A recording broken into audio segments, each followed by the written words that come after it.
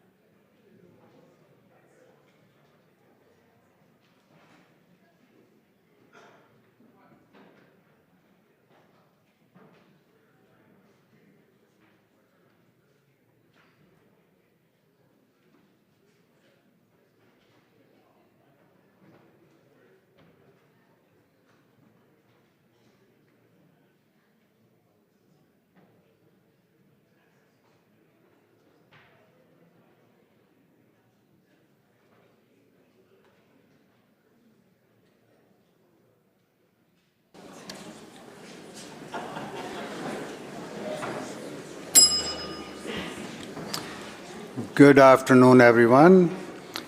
I would like to begin our proceedings today by acknowledging that we are privileged to gather on the traditional territory of the Lekwungen-speaking people, the Songhees, and the Esquimalt nations. We honor and respect their enduring stewardship of these lands and the wisdom, culture, and traditions which are so generously shared with our community and with our province. Hosiem Haishka. And on behalf of all the members, I would like to welcome all the guests in the gallery, our family members and everybody, because they all want to introduce you. If we do it, then we won't have time for budget. So welcome. Welcome on behalf of all our members. Thank you so much.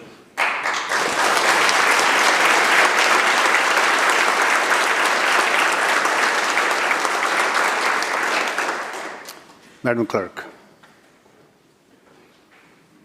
Introduction of bills. Orders of the day. Minister of Finance. Honorable Speaker.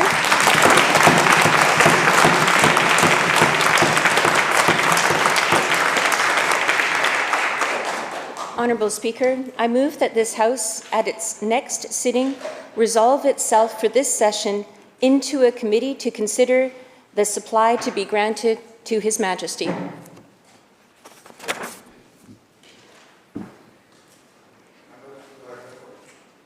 You have heard the question. All those in favor say aye. Aye. Opposed? Motion carried. Minister. Honorable Speaker, I have the honor to present a message from Her Honor, the Lieutenant Governor.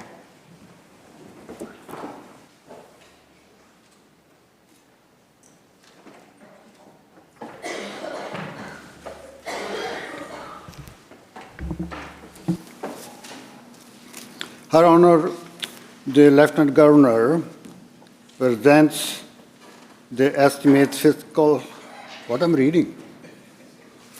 This one? Thank you. No. The estimate fiscal year ending March 31st, 2026, and supplement to the estimate fiscal year ending March 31st, 2026, and recommend the same to the Legislative Assembly. Minister. Honorable Speaker, I move that the said message and the estimates accompanying the same be referred to the Committee of Supply. Members, you heard the question. All those in favor say aye. Aye. Opposed? Motion carried. Minister. Honourable Speaker, I move, seconded by the Honourable Premier of British Columbia, that the Speaker do now leave the chair for the House to go into the Committee of Supply. Continue, Minister.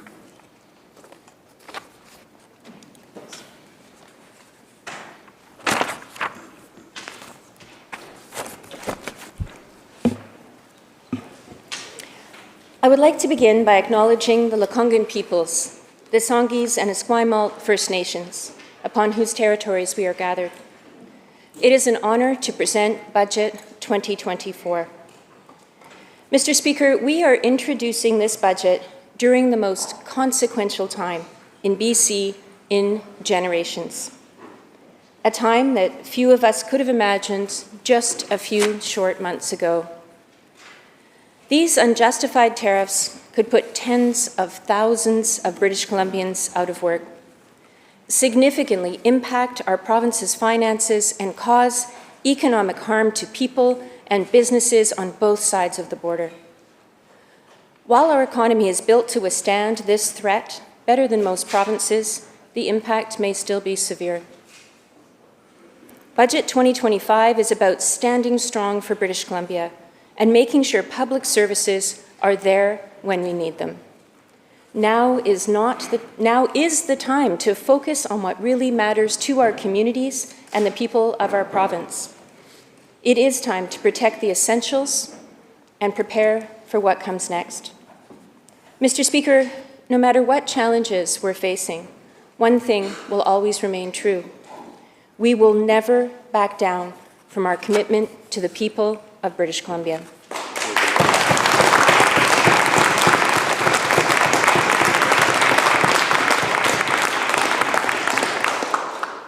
We are blessed to live in a place surrounded by natural beauty, with everything we need to succeed: abundant natural resources and clean energy, a diversified and inclusive economy with access to global markets, and our most important asset of all, the skilled, hard-working people who call this beautiful place home.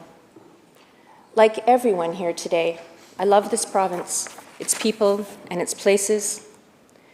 Growing up in Nanaimo, I saw the resilience of resource workers, like my dad, who was a heavy-duty mechanic in the forestry industry at a time of economics ups and downs. Like my small business person mum, running an independent book publisher. I saw my parents, who came home tired but proud of their day's work, and I know what it means for a community to live through economic booms and busts.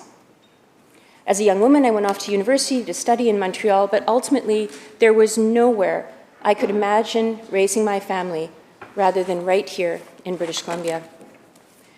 In an early job as a child protection social worker, I saw firsthand what families need to thrive and stay strong together, and the devastating impacts that can occur without that support. As a CEO in the tech sector, I've seen the entrepreneurial spirit that runs through our province. Working in business, I had the opportunity to travel the world and see how Made in BC innovations made a mark on the world stage. I saw the reputation that British Columbians have around the world as smart, thoughtful leaders who are caring but strong. Strength, tenacity, compassion, and vision, kind but tough. These are the values of British Columbia, and these are the values that have informed this budget. We will be prepared for whatever comes next. Budget 2025 includes $4 billion in annual contingencies to prepare for the future, including the initial impact of tariffs.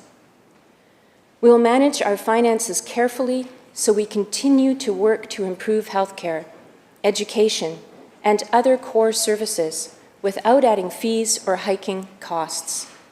And we will support the businesses that create the jobs and economic activity that we need to deliver those services. Mr. Speaker, as someone who has worked in both the public and private sectors, I know how economic headwinds can affect people and communities, and we must take care of the economy so we can take care of people. We're supporting workers, businesses, and industry. We're accelerating major job-creating projects. We're diversifying where we sell our products and our resources. And we're growing a more diversified economy. We're doing it all in partnership with First Nations, business, industry, and labor. Unjustified duties threaten our forestry communities. And our BC Softwood Lumber Advisory Council is working across sectors to fight for BC industries. This includes our work with our new Trade and Economic Security Task Force, which is informing our tariff response and helping us strengthen our economy. With the evolving threats that we're facing due to this attack on our economy, it's important that we take a closer look at our spending. We are reviewing all government programs and spending to ensure that every dollar is delivering results for British Columbians, while at the same time prioritizing Canadian, BC, and other countries' products and services for everything that government buys. We have already put a temporary pause in hiring on the government's public service to reduce administrative costs. The public service is full of talented, committed, and thoughtful people, and I know that they'll work creatively to come up with new and innovative ways of doing things. I come from the private sector where it's a normal course of business to have periodic reviews of spending and to ensure that every dollar is being well spent. And that's what we're doing. And that is what British Columbians expect of us. Budget 2025 recognizes the importance of balancing the budget over the long term, but never at the expense of the services that people rely on every day. This is not about doing less. It's about making the right choices to not only meet the moment, but to seize it. Mr. Speaker, we've heard from the task force and other people in the business community that we can do more to help BC companies and workers succeed. Through our BC Manufacturing Jobs Fund, we're helping businesses modernize, innovate, and grow, while also protecting and creating jobs, particularly in the communities most affected by boom and bust cycles. Through our Future Ready Action Plan, we're helping people get the skills that they need to build rewarding careers and drive our economy forward.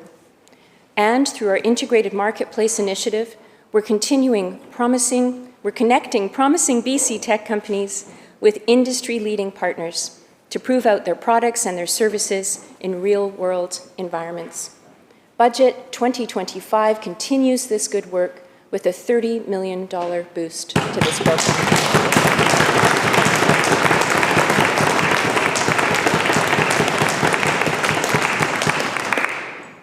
British Columbia is home to some of the top tech companies and most promising startups in the world. And this innovation helps commercial clients get new technologies tailored to their needs, while also helping tech companies scale up, expand into new markets, and create more high-quality jobs and opportunities here at home. The best part? The technologies are focused on addressing key challenges in our province and around the world, including healthcare, climate change, and resource management. This benefits us all. Success stories are already stacking up. I think of Coquitlam-based Moment Energy, which developed a new battery energy storage system. The Integrated Marketplace Initiative connected Moment Energy with the Vancouver International Airport to provide reliable, high-speed charging capacity for airport vehicles. The company has since gone on to land major customers and earn a spot on the prestigious Global Clean Tech 100 list. Budget 2025 also supports our thriving film sector and our vibrant video game and virtual reality industries with boosted tax credits. This will encourage investment in our province, protect good jobs, and help us maintain our reputation as one of the top film and creative industry destinations in the world.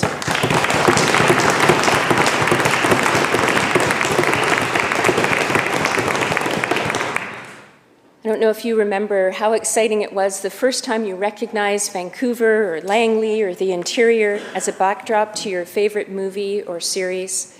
I do. A video game I love, The Last of Us, became a TV series that was filmed in my hometown of Nanaimo and across the Lower Mainland. Popular video games like the EA Sports series were also made in BC. while major productions such as Shogun and The Mandalorian were brought to life here, putting tens of thousands of British Columbians to work in the creative industry sector. Mr. Speaker, we haven't taken a wait-and-see approach to the threat of tariffs. We got to work right away. We're already accelerating 18 natural resource projects worth $20 billion in economic activity and more than 8,000 jobs, while looking for more projects to expedite. This builds on work we've already done to reduce mining permitting timelines by 37% and reduce or eliminate permitting backlogs across the economy. While we work to expedite these projects, we will not lose sight of our commitment to working in partnership with First Nations and advancing our climate objectives. In fact, 12 of the 18 priority projects are majority First Nations owned, and half of them are clean energy projects. We will continue to meet our high environmental standards while breaking down barriers to growth. This will help us generate a stable supply of affordable clean energy to power our economic growth while protecting our land, our air, and our water for future generations.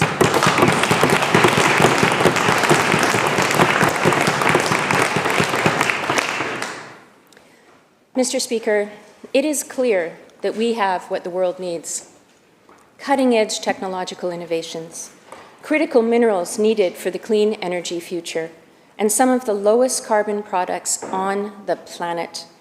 There's a huge appetite for BC goods and services around the country and around the world. And we have more than 50 trade and investment representatives in 14 international markets ready to help businesses expand. I know firsthand the value of these local market experts. When I owned a video game company, I was looking for an international partner to break into the Japanese market. I was struggling to make the necessary local connections until our trade and investment representatives opened those doors for me. BC is also leading the way in breaking down interprovincial trade barriers. Last year, we swiftly ended a trade dispute with Alberta by signing a deal to allow BC wineries to ship directly to Albertans.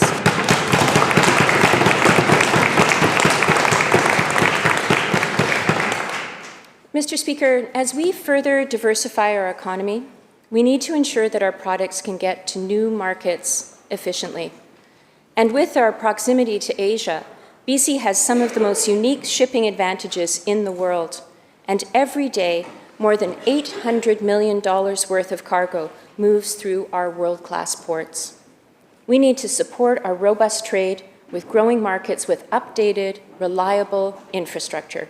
And this is why Budget 2025 includes $16 billion over the fiscal plan to build and improve bridges, roads, and transit to make it easier and faster for people to get to work and home, while also strengthening our supply chains to ensure that we can keep goods moving quickly.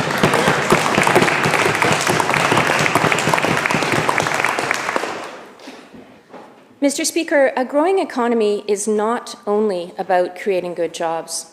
It also creates the wealth that we need to improve vital services, especially healthcare.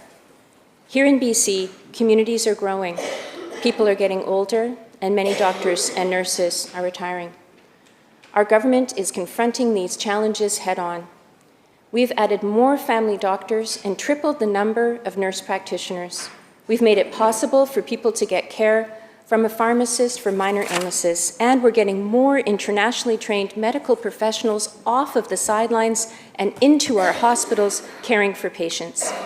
We'll be training the next generation of family doctors at an upcoming medical school at SFU's Surrey campus.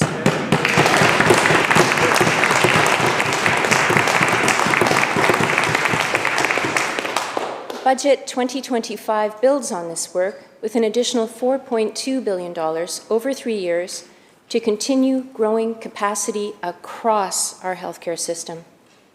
As part of our ongoing plan to improve home and community care for seniors, we are boosting funding by more than $100 million this year. This will make it possible for more seniors to live healthy, independent lives right at home. We're also building on our historic $1 billion investment in mental health and addictions care with an additional $500 million over the fiscal plan. And this will help us continue supporting made in BC models of care, like Road to Recovery and Foundry Centres for Youth, and Indigenous-led treatment, recovery, and aftercare services. It will also allow us to advance our work to support people with concurrent mental health and addictions challenges, including through secure and dignified care. Budget 2025 also includes $15.5 billion over the fiscal plan to continue to build the hospitals, clinics, and other facilities we need to strengthen our healthcare system. Publicly funded and universally accessible quality care is part of who we are as Canadians. And Mr. Speaker, let me be very clear about this. We will never be the 51st state, and we will never be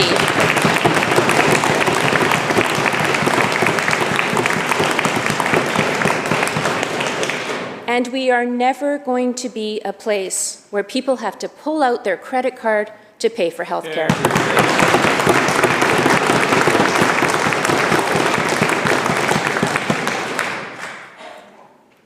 Mr. Speaker, the foundation for a healthy life starts in childhood. Our government knows that investing in students is essential to building a strong province and a strong economy for today and tomorrow. And that means supporting the caring and committed teachers and the staff who go above and beyond for their students every day. Budget 2025 invests an additional $370 million over 3 years to hire more teachers and support staff in our schools. This includes special education teachers, as well as teacher psychologists and counselors to support the growing number of students with special needs. But we know that kids need support beyond the classroom too. And that's why Budget 2025 provides an additional $172 million over the fiscal plan to support more children and youth with autism, severe disabilities, and complex care needs. Mr. Speaker, like many families, our government is making careful budgeting decisions to get the most out of every dollar.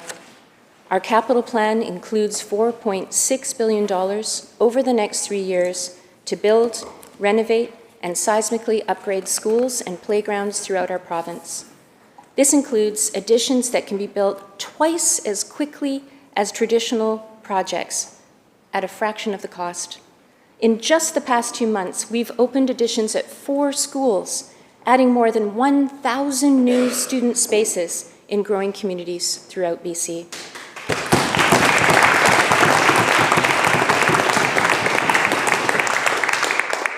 As a parent, I know that when you send your kids off to school, there's nothing more important than knowing that they're learning in a safe, supportive environment, a place where they'll be helped if they're struggling, fed if they're hungry, comforted if they're hurt.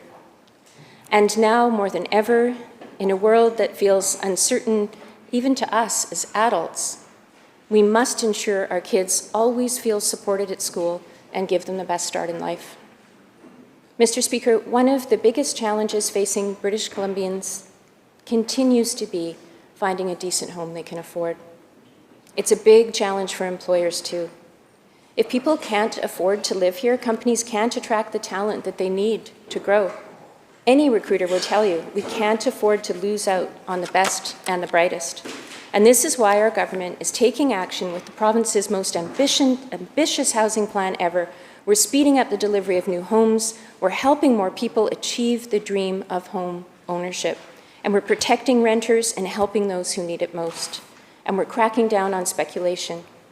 Through Budget 2025, we're increasing the speculation and vacancy tax rate to turn more empty units into homes for people. Our efforts are starting to pay off. We have more than 90,000 homes delivered or underway throughout the province. Rental home construction starts have tripled over the past 7 years, and rental prices are starting to come down. With global cost escalations, we're facing tough new headwinds, but we can't afford to let up now. Budget 2025 builds on the success we're starting to see in our BC Builds program with an additional $318 million over 3 years.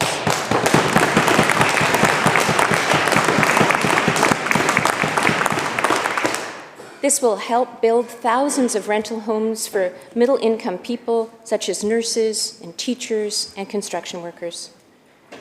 We know that people with lower incomes need support too. Budget 2025 provides a boost to the Rental Assistance Program and Shelter Aid for Elderly Rentals Program.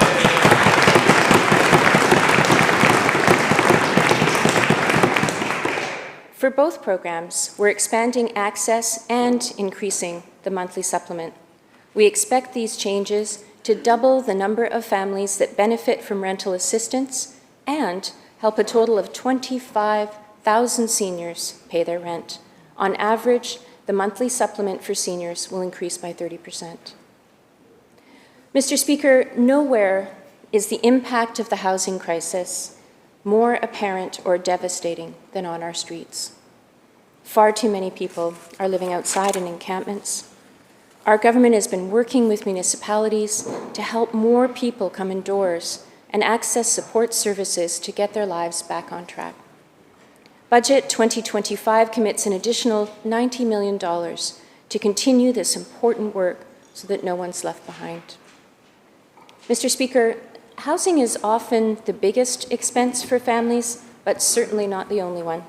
And that's why our government has always prioritized helping people with the cost of living. We permanently increased the BC Family Benefit and made a historic investment in school food programs. We became the first province in Canada to make prescription contraception free, saving people up to $300 a year on birth control pills. And we took tolls off bridges and made transit free for children under 12. And we've driven down our public car insurance rates to less than half than our neighbor Alberta's for-profit rates. On top of that, we've delivered ICBC rebates for the past 4 years. And now in Budget 2025, it gives people a little bit more with a fifth rebate of $110.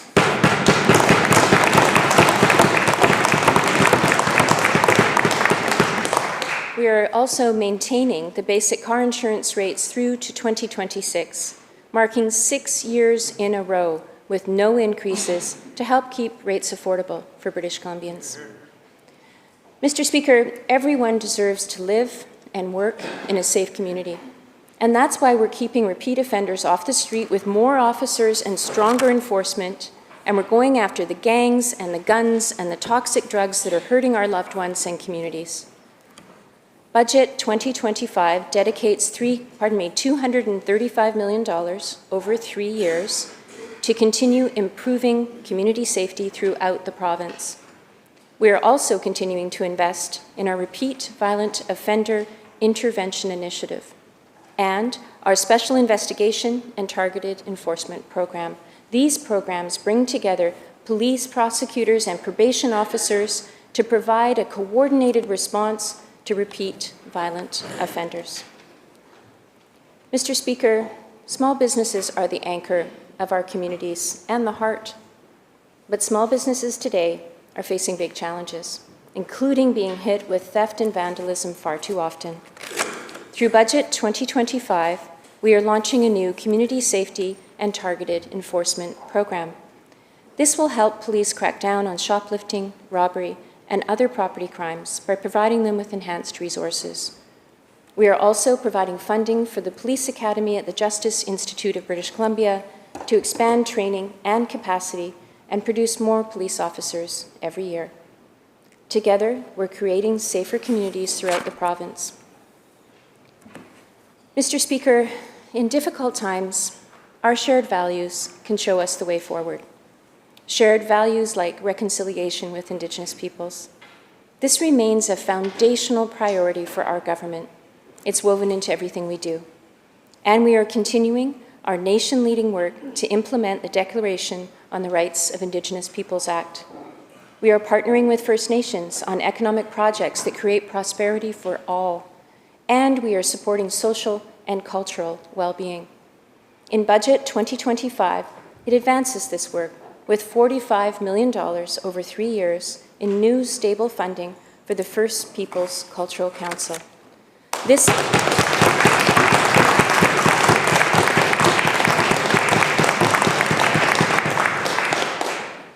This will help the organization continue supporting First Nations in their efforts to revitalize their languages and cultures while also creating good jobs and economic benefits. Mr. Speaker, language and culture make us stronger. I think of Kwatlau, the chair of the First Nations Cultural Council. She grew up hearing stories about her mother and her auntie whispering in Kwakwala at residential school to keep their language alive. Kwatlau is now studying 2 languages, and her 1-year-old grandnephew can already beat the drum and sing the songs of his Squamish ancestors. She says she does this work with Inchotmot Squalwen, which means one heart and mind in Squamish. This spirit of shared purpose is exactly what we need right now. It's with one heart and one mind that we will secure a brighter future for all. Mr. Speaker, that brighter future will be one of our own making. When faced with big challenges, there are those who might say we should retreat and respond by cutting spending on the public services that people rely on.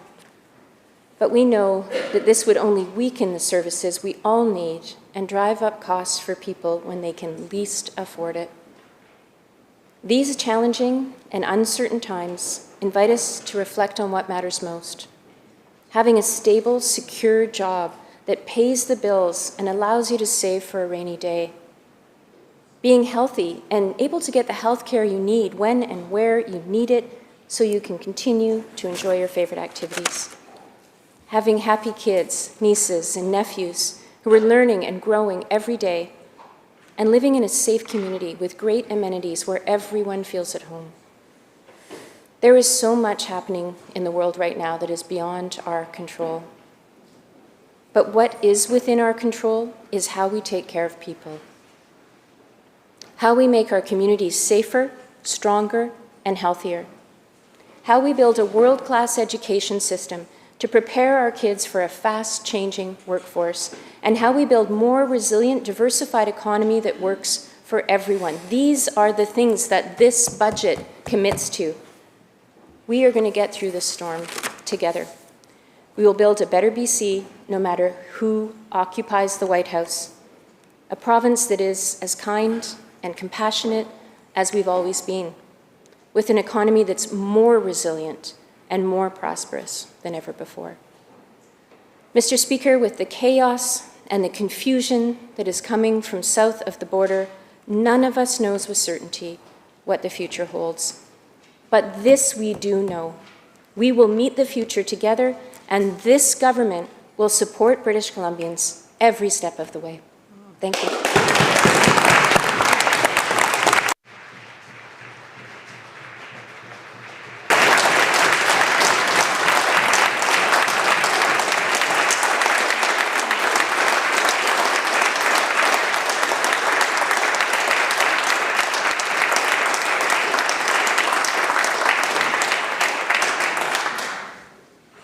Member for Kamloops Centre. Thank you, Mr. Speaker, and thank you to the Minister for presenting the budget today, and to all the Ministry of Finance staff that have worked very long hours and very long days to get us to where we are today. I will say on behalf of the official opposition, I'll keep my remarks. I will be 2 hours. I don't know if I'll be exactly 30 minutes, but just in case.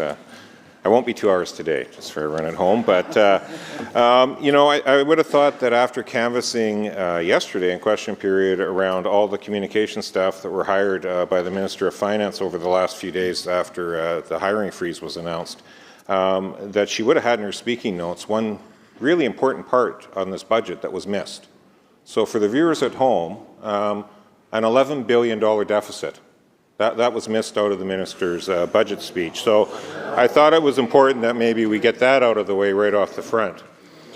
And Mr. Speaker, in my time here today, you know, I just want to touch back a bit. The Minister touched on a lot of things that the government did in 2018. At first, I wasn't going to go back in history, but I thought I should on budget dates. So the budget typically is presented, because we've heard a lot about trying to present this budget on the backdrop of tariffs, which happened to be on the exact same day. And we knew that on February 1st, that March 4th would be tariff day after they were first delayed. Well, back in February of 2020, then Finance Minister Carol James, as part of the budget, brought in legislation that changed the ability for the government after a fall election, which we thought at the time would be a fall of 2021 election, to present the budget by the 4th week in March. Lo and behold, not that they were planning back in February of 2020, Mr. Speaker, to have a October of 2020 election, but magically there was a fall election in 2020, and the new government was not going to have to present a budget in 2021 until the 4th week of March. At least late Premier Horgan had us sit for a couple weeks that December in 2020. Then one of the only pieces of business was actually to amend that new piece of legislation to give the government the ability to present a budget after a fall election by April 30th the following year. And in fact, they waited till April 20th for that first budget to be presented. Why I say that is, one would think, after all of the over-the-top war analogies that were used in the throne speech, this government might have, given the seriousness of the tariff threat, decided that of all years to delay the budget or move it forward a week and not have it land on the exact same day as everyone's trying to sort out what exactly the tariffs mean, might have been a good year to do that. But nonetheless, here we are today. And that pretty much sums up this tariff response in this budget. It's non-existent, Mr. Speaker. There is nothing in this budget around the tariff response of meaningful programs or supports or even possibilities. So when the Premier or when the Minister talks about $4 billion in contingencies, including supports for impacts of tariffs, I'd be remiss if I didn't point out that last year's budget projected a $3.88 billion contingency fund in this year's budget. That means $122 million extra is in this budget, or $112 million extra is in this budget, than what they were already planning on budgeting last year. Hardly an aggressive response to potential impacts of tariffs, Mr. Speaker. And I don't know if the government's noticed, but it's been a pretty dry winter. Something tells me it might be a bit of a bad fire season for those contingency funds as well. Trade, Mr. Speaker, before tariffs, year over year is down 3% in BC. Exports are down 3%. We were already facing troubles heading into this budget. Yet this minister and this premier is trying to convince everybody that this is strictly based an $11 billion deficit on the uncertainties around tariffs. Interprovincial trade. We called for that in our election campaign platform that the Premier routinely liked to mock. It's interesting that although we have a new updated modeling on what will happen with US tariffs, there's been no modeling done or provided, at least to the public, as to what removing the interprovincial trade barriers, as we've been calling for since in the election, including in January with mutual recognition programs, would actually do for the positive of the BC economy, to demonstrate just how serious and how quick we need to move on interprovincial trade. Yet there's no modeling for that.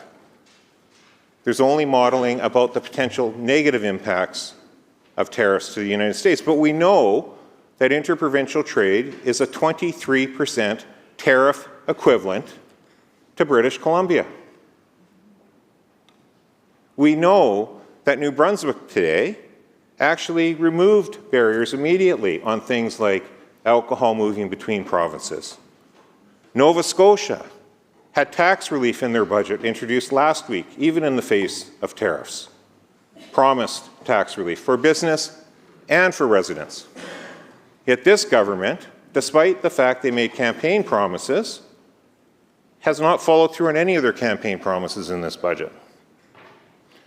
In fact, the deficit is flat out not realistic in this budget, Mr. Speaker, and it shows why this government has tried using tariffs to walk away from their campaign promises, and I'll dig into that just a little bit.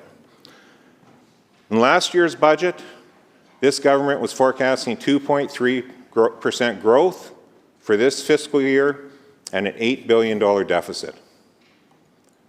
Well, at the 6-month check-in point for this current fiscal year, so for the end of September 30th, This government, on page 39 of that document, on the second quarter update, had already downgraded growth to 1.9% for British Columbia for this coming year. The growth projected in this year's budget document is based on a 1.8% growth, which means the Premier, as a sitting Premier with full access to the Treasury, as the books were unfolding last year, heading into an election, surely ought to have known the financial state of the province as he was making campaign promises, like a $1,000 grocery rebate, which has been officially revoked in today's budget on the same day tariffs get announced, which will actually increase our grocery prices. That is the logic of this government, Mr. Speaker.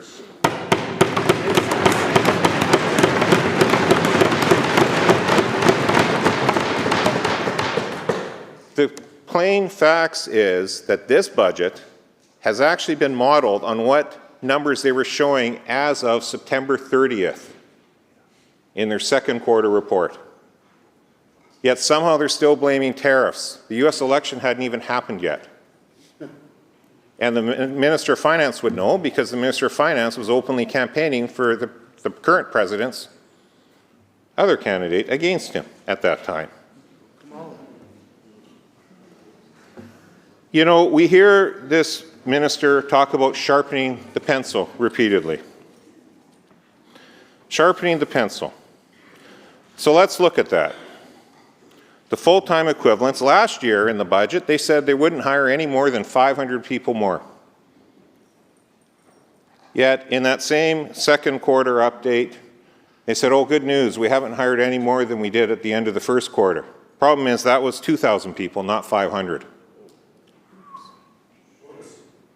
So this time last year, they told us they were only going to hire 500 more people in the one category. They hired 2,000, and now we're supposed to celebrate the fact they're not hiring any more than that. The BC public sector compensation chart last year had 520,000 people on it. In 2017, when this government took office, it had 320,000. In this year's budget, in the backdrop of the minister saying, sharpening our pencil, tightening our belts, watching every penny, this year, that 520,000 is 593,000 on the public sector compensation rolls, Mr. Speaker. That is what this government means when they say sharpening their pencils. I'm not sure how many of those are in the minister's communications department or not. But is it any wonder then, based on the same modeling that they provided in September on what this year's budget would look like, pre-tariff, the deficit is up $3 billion. Spending is up $4 billion. There's some good pencil sharpening for you. Debt to revenue is up. Debt to GDP is up. GDP growth is down, and our debt per capita has gone from $17,000 a person to $21,000 a person, Mr. Speaker. In fact, our debt over the next 3 years is going to grow by another $68 billion. When this government took office in 2017, the total provincial debt was 50. 5-0. It was bad enough they doubled it in their first few years in government. They're now going to add another $70 billion. We will bet $210 billion at the end of this fiscal plan after this government starting at 50. It took 150 years to get to 50. It has taken this government 8 years to quadruple that. It is shocking, Mr. Speaker.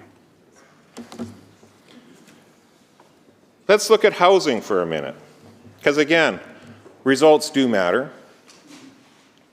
And there's been a lot said about housing. Again, a lot of this language is the exact same language we've heard every single year, much like the throne speech, every single year in a budget.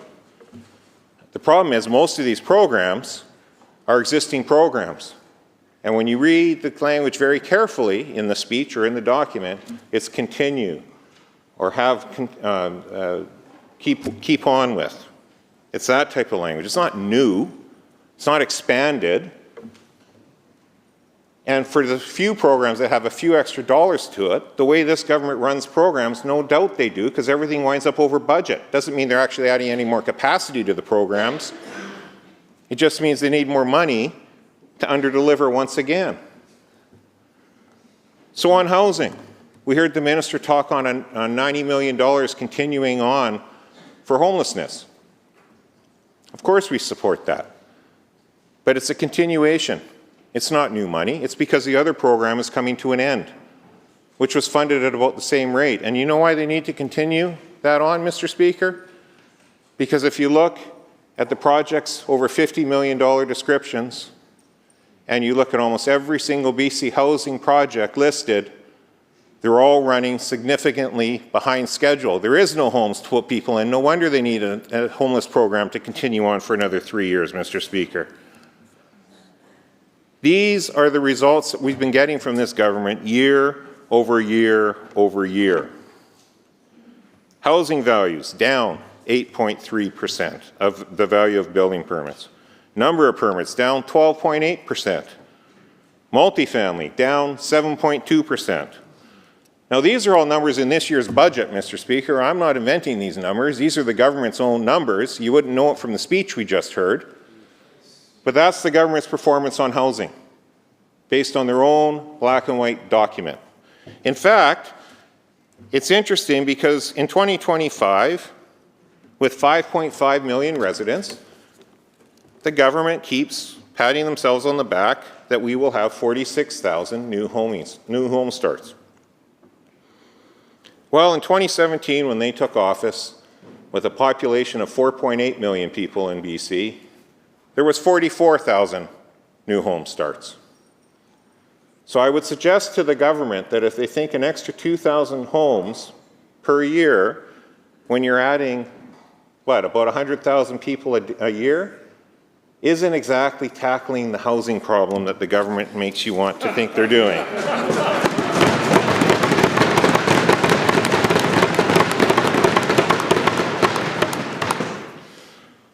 So, Mr. Speaker, in this bill, or in this budget document, I'll point out some of the other campaign promises that aren't in this. Again, when I was watching the other provinces roll out their budgets over the last few weeks, many commitments governments made to businesses, to residents, have been followed through on. All of those provinces are exposed to tariffs, and when you hear the minister talk, they're more exposed than BC. So I'm not quite sure what BC's excuse is, but it is an excuse, make no mistake about it. And again, if they doubt me, they can go back and look at their own second quarter update document about what they were projecting this year to look like as of September 30th. No health commitments. Hopefully the Green Party perked up to that. That was a signature piece of the whole confidence agreement. Nothing in there that they agreed to a few months ago with the Green Party to cling to power. No grocery rebate. $320 million or $370 million over 3 years to the K-12 system for teachers' assistants, for a wide range of things. Yet the Premier promised a teacher assistant in every classroom up to grade 4. I don't think $120 million a year is going to cut that, even just that promise, let alone all the teachers you need to hire and everyone else for just natural enrollment growth. No involuntary care. Certainly no expansion. No expansion of recovery and treatment. No increase of any significance to agriculture. Again, in our platform, we committed to doubling agriculture in British Columbia. Threat of food security in this tariff war have never been more relevant.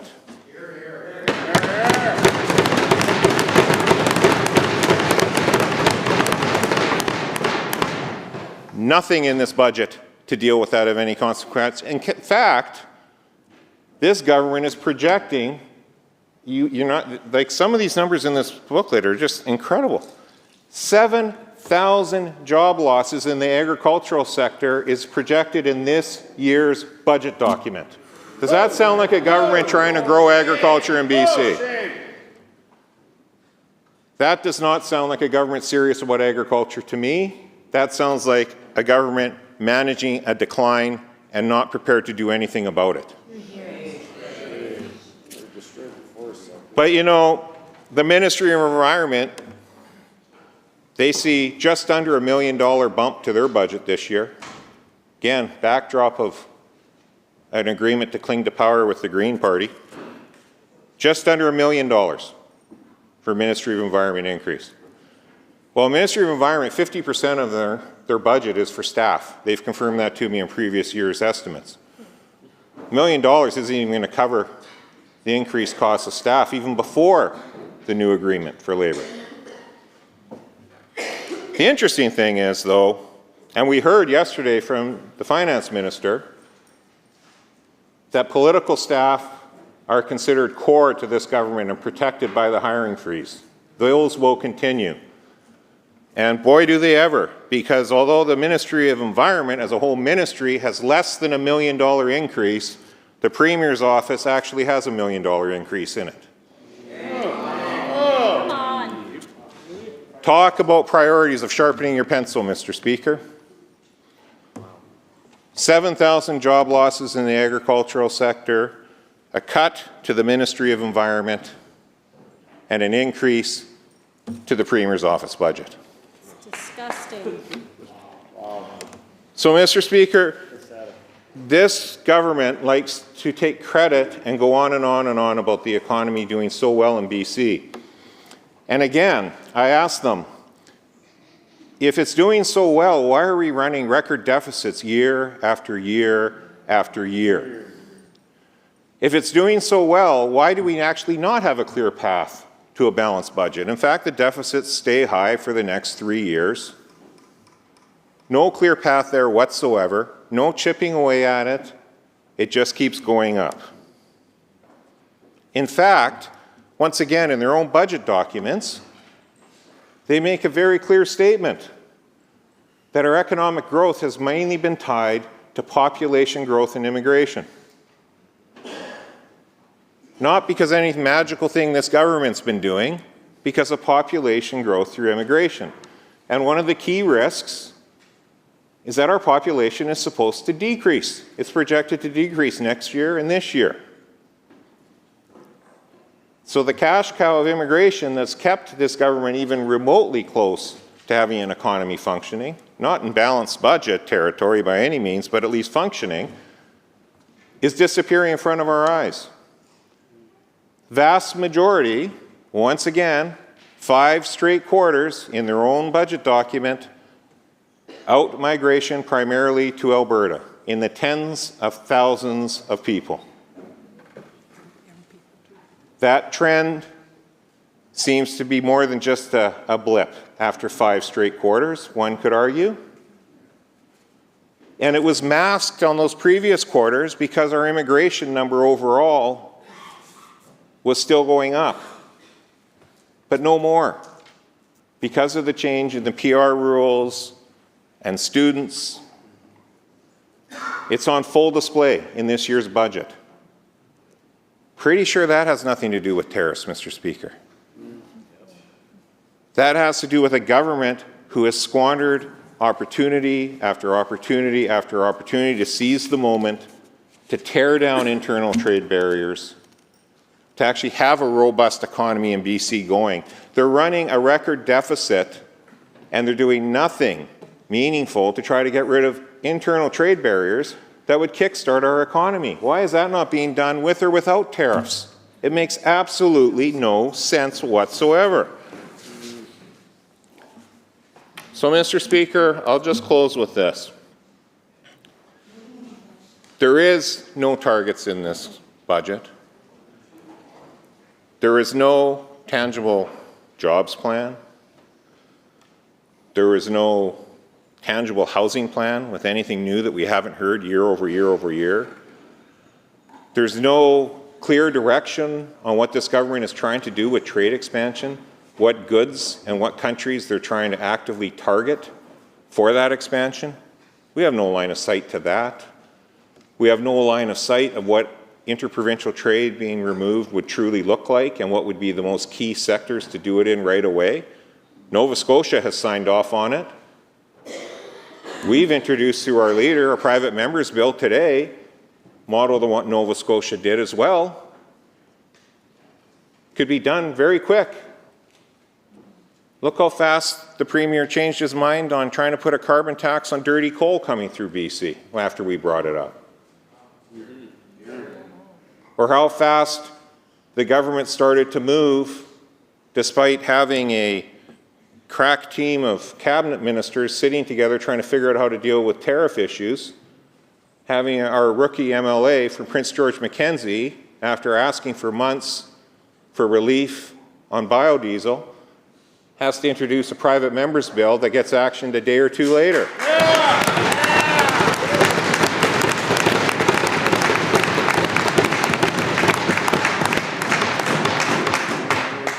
So the government will want to keep playing their games around this. We're taking the tariff threat very seriously. We've been bringing forward actual very meaningful and tangible ways to lessen the impact and protect jobs in British Columbia. I'm not sure what the Premier and his cabinet are doing other than repeating the same talking lines created by an ever-growing communications department. But Mr. Speaker, make no mistake about it, be it from agriculture, be it from internal trade, be it from any sector you want, this budget, with the amount of money they are pushing out the door with it, is nothing but a colossal document of missed opportunities. There is no boldness in this. There is no big reach. There is no programs whatsoever to try to meet the challenges we're going to be facing over the next little while head on. So we're going to continue to bring forward meaningful changes that can be actioned, and hopefully the government continues to listen to this side of the House, as they have on 3 different occasions to this point, and we'll continue moving that forward, Mr. Speaker. So with that, I'll reserve my time and adjourn debate.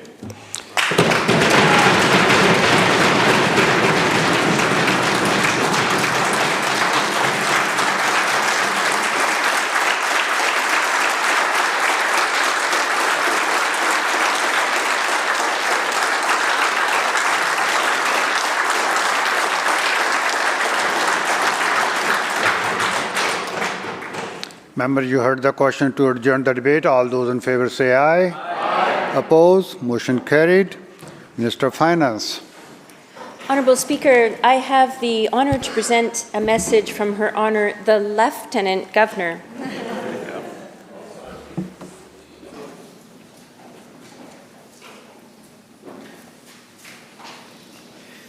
Her Honour the Lieutenant Governor transmits here with the bill entitled Budget Measures Implementation Act 2025 and recommends the same to the Legislative Assembly. Minister. Honourable Speaker, I move that the bill be introduced and read a first time now. Honourable Speaker, I'm pleased to introduce the Budget Measures Implementation Act 2025. This bill consists of 2 parts. Part 1 amends the Balanced Budget and Ministerial Accountability Act to include the 2027-2028 fiscal year in the period of fiscal years for which budget deficits are allowed to be forecast in the main estimates. Part 2 amends the School Act, the Taxation Rural Area Act, the Speculation and Vacancy Tax Act, and the South Coast British Columbia Transportation Authority Act and the Income Tax Act, in order to implement the tax measures announced in Budget 2025. Finally, the bill makes various technical changes to harmonize with federal income tax provisions as well as other technical amendments. Members, you heard the question. All those in favor say aye. Aye. Opposed? Motion carried. Minister. Honourable Speaker, I move that the bill be placed on the orders of the day for second reading at the next sitting of the House after today. You have heard the question. All those in favor say aye. Aye. Opposed? Motion carried. Minister. Honourable Speaker, I have the pleasure to rise to table the government's overall strategic plan and the budget and fiscal plan for 25-26 to 2027-28, which together fulfill the requirements of Sections 7, 8, 10, and 12 of the Budget Transparency and Accountability Act. Honourable Speaker, I also table on behalf of the ministers responsible the service plans as required under Section 13 of the Budget Transparency and Accountability Act. The service plan documents are presented in 2 binders. The first binder contains the service plans for the Office of the Premier and 23 ministries. The second binder contains service plans for 30 delivery agencies and Crown corporations. The second binder also includes a listing of the organizations that are exempt from the reporting requirements of Section 13 of the Budget Transparency and Accountability Act.